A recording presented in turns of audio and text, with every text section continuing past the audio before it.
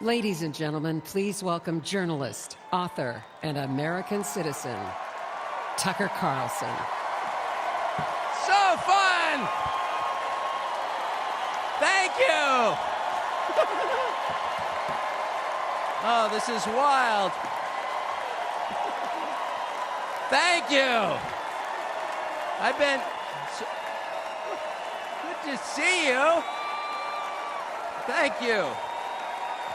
I feel like I know about half the people in the room. This is wild. What are you doing? Justin Wells. Thank you, guys. Okay. Can I just say, Peter Navarro is back. Welcome to Peter Navarro.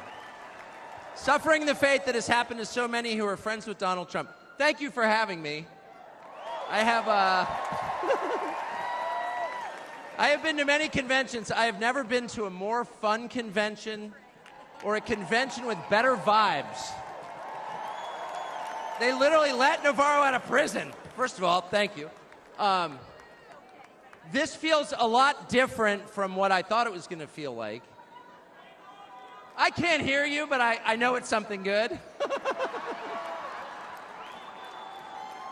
So, I watched the video of what happened in Butler, Pennsylvania about 50 times.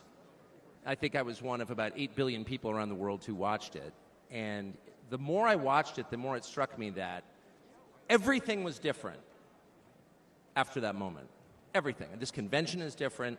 The nation is different. The world is different. Donald Trump is different. When he stood up after being shot in the face, bloodied, and put his hand up, I thought at that moment, that was a transformation. This was no longer a man. Well, I think that. I think it was divine intervention. But the effect that it had on Donald Trump, he was no longer just a political party's nominee or a former president or a future president. This was the leader of a nation. And I think there's a difference. I've spent most of my life in Washington where the president is at the top of the pyramid, everyone wants to be the president. But if you think about it, the presidency comes with great power, obviously. But if you think about it, that is a title that is bestowed by a process of some sort that can be subverted. And in the end, it does not confer by itself, as no title does, legitimacy. Just because you call yourself the president doesn't mean that much inherently. I can call my dog the CEO of Hewlett-Packard. It doesn't mean she is. It's true. And you hate to say it, but it is also true, as a fact, that you could take, a mannequin, a dead person, and make him president. No, you could. You could. I'm just saying theoretically possible. With enough cheating, that could happen. But being a leader is very different. It's not a title. It's organic. You can't name someone a leader. A leader is the bravest man. That's who the leader is. That is true in all human organizations. This is a law of nature. And in that moment, Donald Trump, months before the presidential election, became the leader of this nation. That was the most obvious to me. And I have to say, I think it changed him. He reached out to Trump within hours of it that night. And what he said to me that night, having just been shot in the face, he said not a single word about himself. He said only how amazed he was and how proud he was of the crowd, which didn't run. And I thought two things. The first thing I thought was, well, of course they didn't run. His courage gave them heart. A leader's courage gives courage to his people. And the second thing I thought was, this is the selfish guy I've been hearing about for 9 years? Really? Not a word about himself? About his people, period.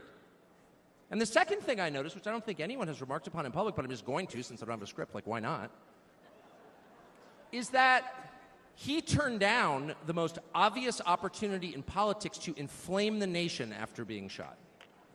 to inflame the nation, which is an opportunity that almost every other politician I've ever met, and certainly his opponents, would have taken instantly. And they would have said, well, what is this? How did he get shot? Like, how did this happen? And those are real questions that we have to get to the bottom of.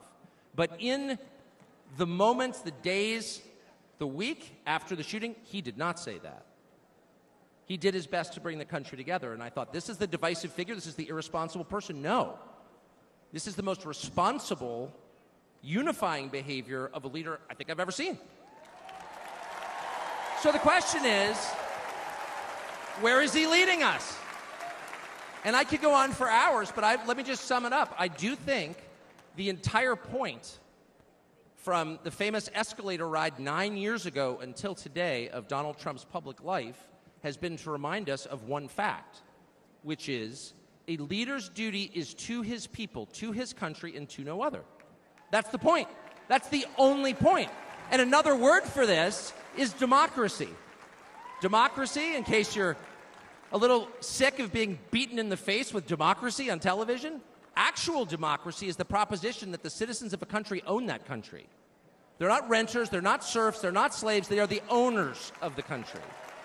And for that to be true, their leaders have to represent them, which is another way of saying they have to do what the people want them to do, or a close approximation thereof. But if they completely ignore what people want, not just 1 year, but generationally, say for 50 years, then it may be, I don't know what, it's not a democracy. And so I think the entire Trump project, paradoxically, is attacked as an enemy of democracy, is to return democracy to the United States. Hey, let's pay attention to what people actually want. And the lack of interest in that question in Washington is something that ultimately drove me out of the city after 35 years. Lawmakers stepping over the prostrate bodies of their fellow citizens ODing on drugs to go cast votes to send money to some foreign country. Yeah, actually, we've lost more Americans from drugs in the past 4 years than we lost in World War II. Yeah, our bloodiest war. More than we lost in World War II. Does anybody care? It is pathetic. It is pathetic. And do you hear a single word from Washington about doing anything about it? We know where the drugs are coming from. We know the supply routes. The U.S. military spent billions bombing the Ho Chi Minh Trail. You don't see our commander-in-chief suggesting that we use our military to protect our country or the lives of its citizens. No. That's for Ukraine. And it's too much, actually. It's too insulting. It's too insulting. It's a middle finger in the face of every American. It's a very clear statement, which is unmistakable. And that is, we don't care about you. And Donald Trump, whatever you say about him, and I think he's a wonderful person. I know him well. By the way, the funniest person I've ever met in my life, actually.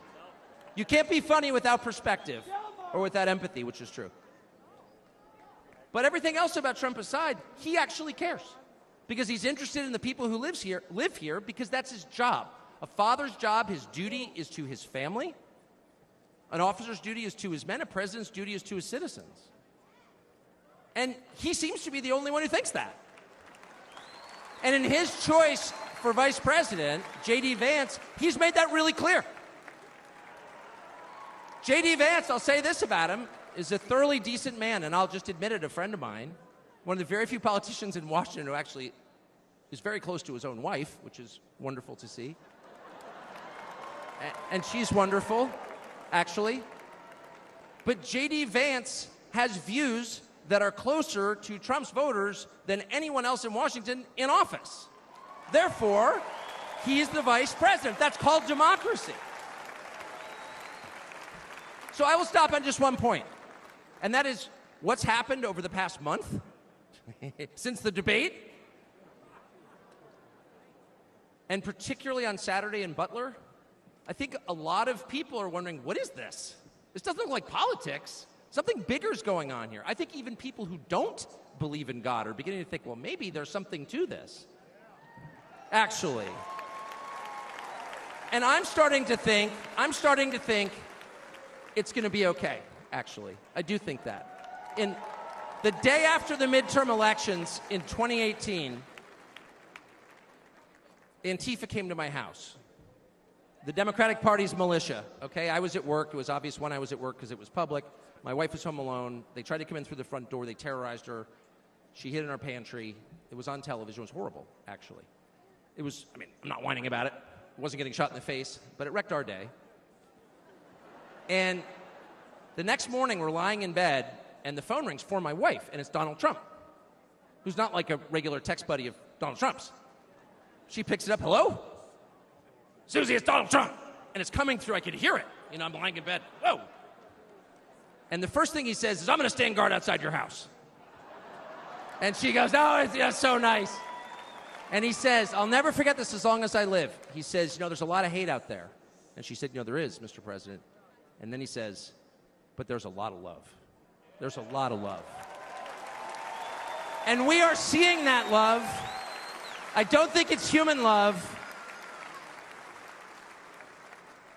And I'll just stop with this. I'm not always convinced that I'm on the right side. I've been on the wrong side many times.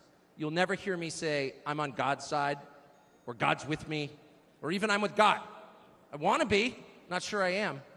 But I will say this unequivocally and conclusively. God is among us right now. And I think that's enough. God bless you.